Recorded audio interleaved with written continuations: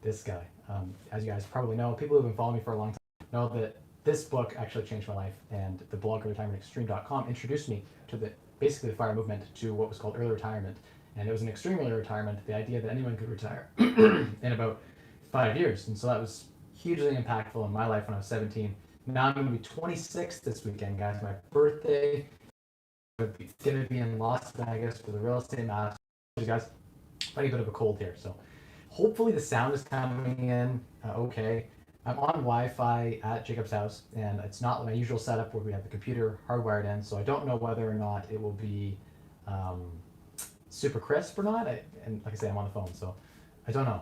But I'd like to see people jump in the comments and say that they're here to join me on the journey. It's going to be a quick show today because I haven't eaten dinner, and I want to go have dinner down there with Jacob, his wife, and Kyle, who joined me as well. So we're going to have some food, and I feel rude doing this Wisewall stream when I should be down there actually talking with him. So very, very quick for you guys. I got to be consistent each and every week, and that's why I'm on right now. That's why I'm doing this. So I want to see the regulars in the comments. Hopefully it's it looks like I'm connected.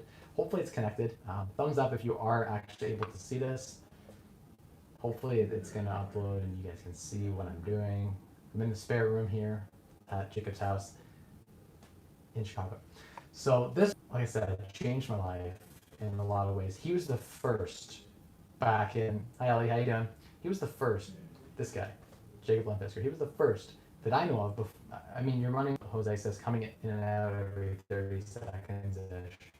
Gerald can hear me. Oh, so I don't know if it's just the internet can't handle the uploads. We'll try to keep this very, very brief. Hopefully it'll come back in a playback and you guys can watch it that way. If not, I'm sorry. The world isn't a perfect place and it can't open the perfect stream. So I'll do the very best that I possibly can to deliver you a consistent, message. The videos, we're going to do some videos while we're here, so that'll be some cool stuff. There's going to be a lot of cool content coming your guys' way from that. A deeper dive than what this book initially outlined. This book is like the textbook or the Bible for early retirement. And people who know me and follow me on Facebook and follow me on Instagram know that I was obsessed with this book in 2010, 2011, 2012. It changed my life. Before there was Mr. My Mustache, before there were all of these big financial bloggers, there was Jacob in like 2007 blogging about this when he retired at 30. So that's something to, who can retire when they're 30 years old, right? This is insane. I wanted to read an excerpt from this book. Like, there are so many good excerpts in this book, but I thought maybe I would read something while I'm live and talking about it. And it's a great one, actually. He talks about the first couple pages about why the world works the way it does, and why, money and consumerism is the way that it is, and why we're supposed to follow careers and then have to work our entire lives and all this sort of stuff. Right? A lot of people are not happy with the current system, right? So hopefully this microphone's working too. Is that better? I'm gonna clip it up. It sounds here. Is it better now? I had to clip it on my pants because I thought it would maybe be too loud. But if that's better, let me know, guys. There. Okay. Is that better now? I don't know. Whether or not the sound is better. Whether you guys could hear it or not. Okay. Loud and clear. Cool. Okay. So sorry about that. I had it clipped down on my pants because of a bad mic. And sometimes it crackles really loud if I put it close to me. So my apologies. But I wanted to talk about the excerpt here. I love one of the first pages of this book. And I give this book away a ton. Like, I bought a bunch of copies too, just like Matt has. I apologize, the picture quality isn't great, guys. We're worked Wi-Fi. You can expect nothing less from early retirement extreme, the man who can live on $10,000 a year. So very frugal lifestyle, similar to myself in a lot of ways. Categories that can explain the progression of thinking. The oldest is Plato's cave. So in Plato's cave, prisoners have been arranged in a row in a dark cave since childhood. They're chained so that they can't move their bodies, and their heads are restrained too, so they can only face forwards towards a wall. They can hear and speak, but they can't see each other, nor can they see themselves. Behind them is a fire. The fire's light shows that the shadows of the prisoners on the wall. Between the prisoners and the fire, there are people and animals acting out a realistic play, casting shadows on the wall. You guys hear me? Universal income, what's your opinion of it? Yeah, I'll give you my thoughts on that. Basically, maybe I won't read this because I don't know if it's cutting in and out. You guys can't hear me. But you could probably find the first chapter, I think, for free online if you do a quick Google search. Yeah, so let me talk about universal basic income. I honestly don't love the government's intervention really into anything. They tend to mess everything up and they're super inefficient how they do things. So I'm more of a free market kind of guy, but if we were basic income, I think it should be funded by like a percentage of someone's income. So like we have CPP and EI, and for instance, in Canada, they take 10% of our paycheck and they put it away towards the Canada pension program. That would be something like a forced savings program, I think would make a lot of sense. So if you work for 10 years, you're forced to save 25% of your income into a fund that's then there for you, there for your family, whatever. That sort of thing makes a lot of sense to me. Up to certain maximums, that would make a lot of sense. It would force people to basically create their own early retirements. Now, that's a bit crazy and radical, but that's one thing I think. Basic income, I don't know whether or not we're going to see that in the next 10 years or so. It's interesting. I think there will always be more for someone who wants to hustle. I think there will always be an opportunity to earn more than just this basic income, right?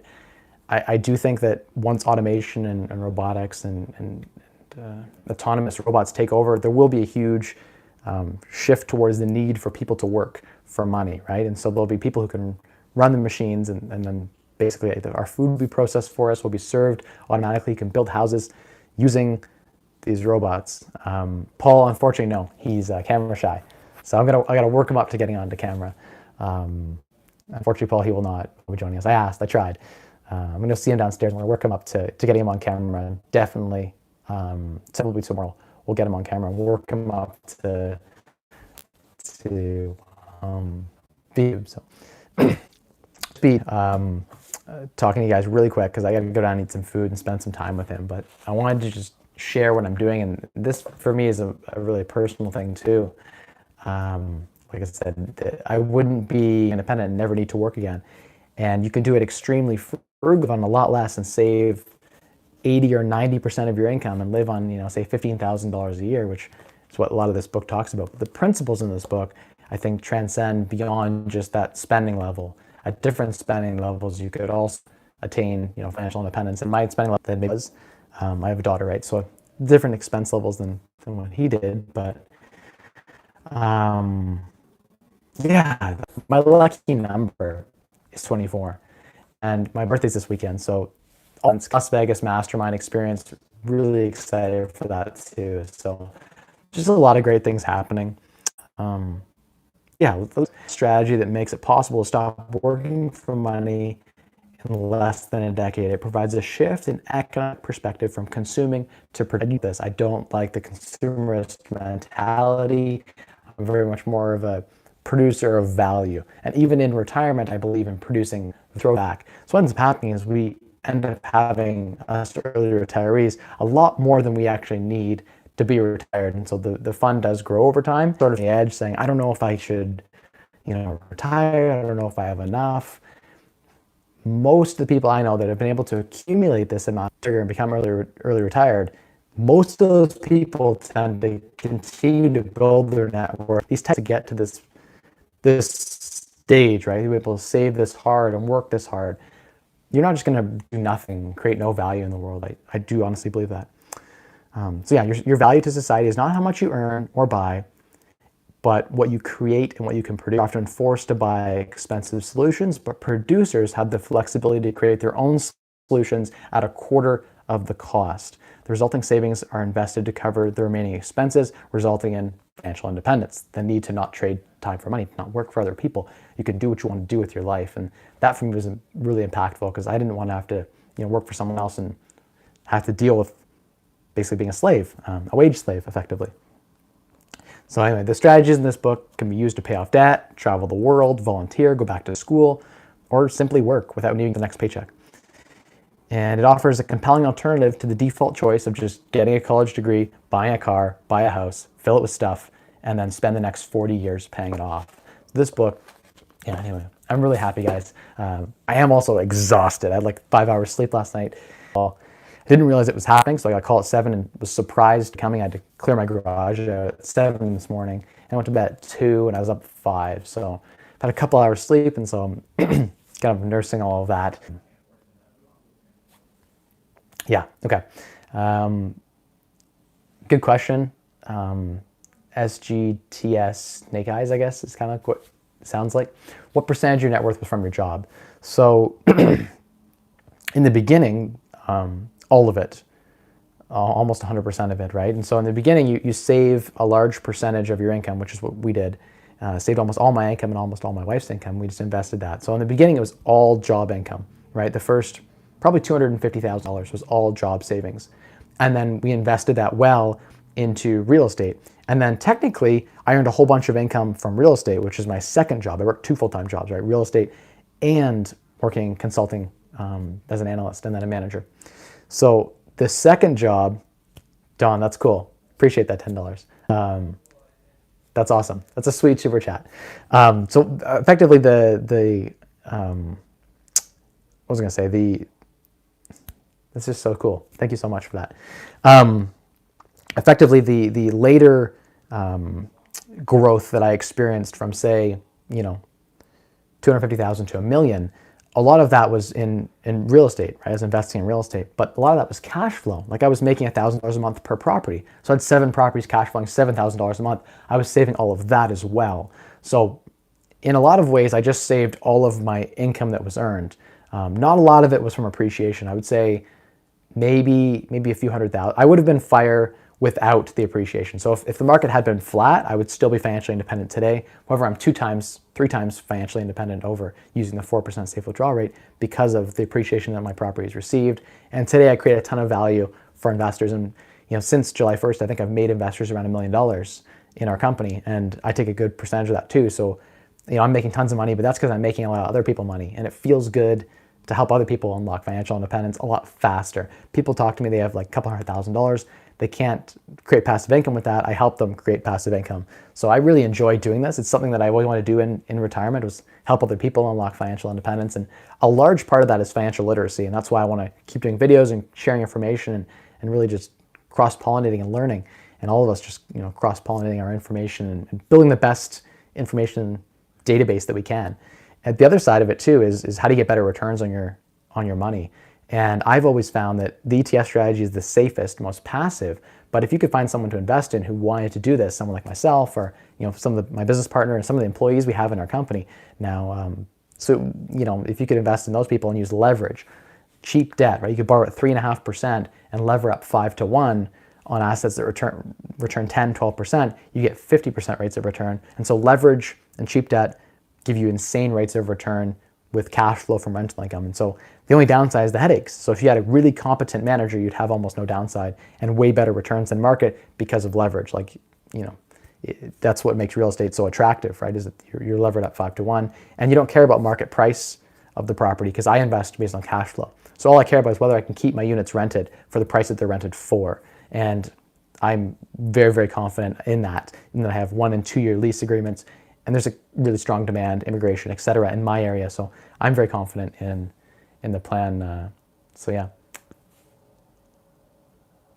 you're worth a lot more than this. Keep it up. Thank you, Don. I appreciate that so much. That's awesome. That $10 is sweet. I put an international roaming on my phone, so that covers the international roaming. So that's sweet. I honestly, I'm just so happy to bring you guys a bunch of content. I'm just excited. Like, I'm a fanboy, right? So this is just something personal for me. And for those people who are coming to Vegas, I'll see you guys in Vegas. If anyone lives around Vegas area, and LA area, planning to do a road trip from Vegas to LA on Monday. We're going to drive. So we're going to try to do a car flip, or maybe we'll rent a car if we can't find a car to flip. But that'll be an exciting experience to bring you guys along on that journey. I need to go eat some food, so I'm going to try to wrap this up at like the 18-minute mark is my goal. 18, 20 minutes. So we got about 3-4 minutes left. Feel free to ask any questions you guys want. Thank you for joining in. Jose, thanks for the dedication. Thank you for the knowledge. I'm happy to share. Thank you for the comment. What I can say for today, my to-do action item is go ahead and read this book, guys. It is dense like a textbook, but it's written that way, I think, intentionally. And it's a great, like, I consider it my Bible in a lot of ways. I'll look back to it, on occasion if I'm if I'm feeling down, if I'm having a down day, there's some philosophical nugget in here that's going to get me through. And once you've kind of, embraced it all and practiced it, you just live it. And then you don't need to read it because you've kind of embraced it and made it a part of your lifestyle. What do you think your average annualized return has been in real estate? I don't know. We had a really good year in the last 2 years. So market appreciation was like 15% in my area over a 15-month period. So it was like 1% a month that things were appreciating. And I was levered 4-to-1. So my portfolio moved 15%, but I was levered 4-to-1 because the bank owns most of the house, right? I put 25% down. The bank puts the other 80% down typically. So because the bank puts up most of the money and I just pay them a cost at 3%, all returns above that, I get to keep the spread. So what that meant was when levered 5-to-1, my 15% asset base of real estate really returned, 60 or 70%. So I was getting 60, 70% rates of return. I still get that today. However, I'm less aggressive. I have a lot of my portfolio outside of real estate as well. And so it's sort of a balance between those things, right?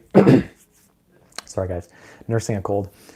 So it really is one of those things where you got to balance your risk tolerance. For me, it's like, if I can get the bank's money and borrow it at 3%, and I'm confident that I can keep tenants in the property, I know for sure that I'm going to be able to cash flow. Hey, Michael Chung, how you doing? Going to be wrapping up here pretty soon. Thanks for hosting, Mike. Hope to meet you in December when you're free in London. Sounds good. I'll check my Instagram messages. I think I saw a DM from you, and Facebook messages too. I'll check those. I know people have been sending me all the information there. Jonas, for sure. We're now in Chicago. We're safe. Everything's good. We're here. We have a safe drive back, of course, and then I'm going to be flying to Vegas with Kellen, and then I'll meet all the boys in Vegas, and then driving from, of course, Vegas to LA, and then flying back with the family's going to meet me, and my wife and daughter and all that are going to meet me in LA, and then we're going to fly back. I'm actually flying my mom with me, with my wife and my daughter to LA to help watch my daughter. So I'm fortunate enough I was able to buy her a plane ticket there and back, and that feels great to be able to give back to my mom in that way. So I'm really happy to be able to do that, and it's going to help a lot having her there to help watch with Emma while I'm doing a lot of cool things in LA, and just having the extra set of hands. For people who have kids, they know having the extra set of hands is so critical and so crucial. I will try my best to have a good, safe trip. I'm gonna go get some food, go spend some time with Jacob. Really excited for this. I was reaching out to him like 6-7 years ago and following, like, kind of in the shadows, right? At that time, I wasn't big on, reaching out, and I didn't have the confidence at that time to reach out. So now I have that confidence, and really excited for what's to come, the content we can share and dive deeper into. So excited to bring that to you guys. Check out earlyretirementextreme.com. And I'll see you guys on for the next videos. Like I say, Monday, Wednesday, Friday, we drop content. Apologies if it isn't coming in nice and clear. Hopefully the replay is better. I'm bringing you guys along for the journey. So, Mr. Beefy, how you doing? Good to see you on. I'll try to have a good trip. What percentage of your net worth is invested in stock market? That depends on the day. Right now, I've got a considerable portion sitting in Scotiabank high interest savings account at 3.2%. And that's because I have a huge cash position. Sorry, guys. Huge cash position that is there for real estate. So that helps me qualify for loans. And so I buy all the properties myself, then I hand them over to investors. I basically assign the deal to the investor. So I buy all the properties myself first. And what that means is if there's no investor to buy the property, I close on it myself. And so I'm in a position where I need to be able to close on properties. So I wouldn't mimic my portfolio probably. It's way more in cash than it needs to be. And the 3.2% savings rate just combats inflation. So that 3% rate of return it's something. It keeps my money from depreciating in value. I don't just have it in cash sitting in a bank account. I have it in cash sitting in a savings account earning 3.2%. So it's not like it's doing nothing, but I probably should have, I would definitely have my portfolio. Sorry. I definitely have my portfolio in equities to cover all of my living expenses, and then have real estate as like a bonus, second time covering my living expenses, and then maybe the business covering third time, right? I just like to have layers of resiliency. I don't want to just rely on one layer of income. Multiple diverse streams of income is very important. Just having one business provide you income is relatively risky, I would say. So that's my thought on it, guys. We're over the 20-minute mark now, so I'm going to wrap this up. As always, you guys know what I always say, right? There are 3 things you can do to control your financial future. Spend less, earn more, and maximize your returns to unlock a wealthier you. Bye, guys. I'll see you on the next video on Friday, and we'll do some more live stuff. I'll be definitely going live for sure during the Vegas Real Estate Mastermind. So I'll see you guys all on this weekend, and cheers.